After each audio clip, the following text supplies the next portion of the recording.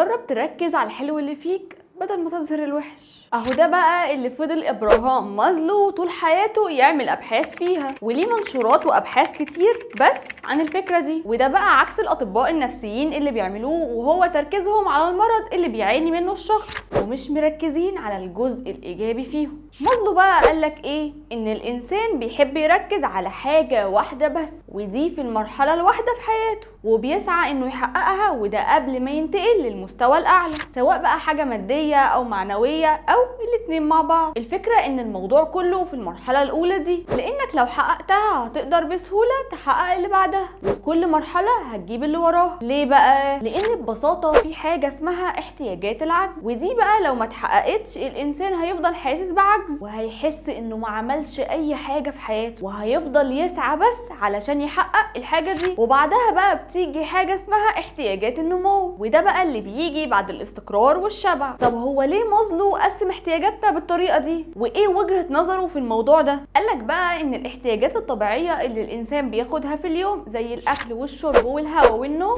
دول من غيرهم مفيش انسان هيعرف يتعامل مع حد. اول ما بيتحققوا بقى بيبقى عارف يتنفس كويس، وعارف ياكل، وعارف كمان يشرب، وهتلاقيه تلقائيا بيفكر في الخطوه اللي بعدها، وهو انه يحس بالامان سواء كان معنوي او مادي. وبعد المرحله دي بقى بيبدا الانسان يخش على المرحله الثالثه، وهو الحب والانتماء، وانه يحس بقرب الناس اللي بتحبه ليه، وانه موجود وسط ناس مشتركين معاه في نفس الاهتمامات او ناس مختلفين عنه عادي، المهم يكون في مشاركه. هيسكت بقى الانسان على كده؟ هياكل ويشرب ويقعد مع ناس بتحبه ويقعد كده وخلاص؟ لا طبعا، هيبدا يسعى انه يتفوق على كل اللي حواليه، وانه كمان يبان. فتبدا مرحله التقدير، ويبدا الانسان يسعى للتقدير ويدور ازاي يعلى ويبقى حاجه كبيره في نظر الناس اللي حواليه. وده بقى في اي مجال مش هتفرق خالص، المهم انه يتقدر. وعشان التقدير خسرنا كتير، بيبدا الانسان يوصل لمرحله الاكتفاء الذاتي، ويبدا يتقبل نفسه، ودي بقى المرحله اللي اسمها الانتخه واللامبالاه. وممكن ما تبقاش انتخه قوي بقى، وده لو في اي مشكله في المراحل الاولى اللي مر بيها، فيبدا يصلح اللي باظ ويوصل للي عايزه، وهكذا لحد ما ينتخ. والحقيقه ان ده واقع صادم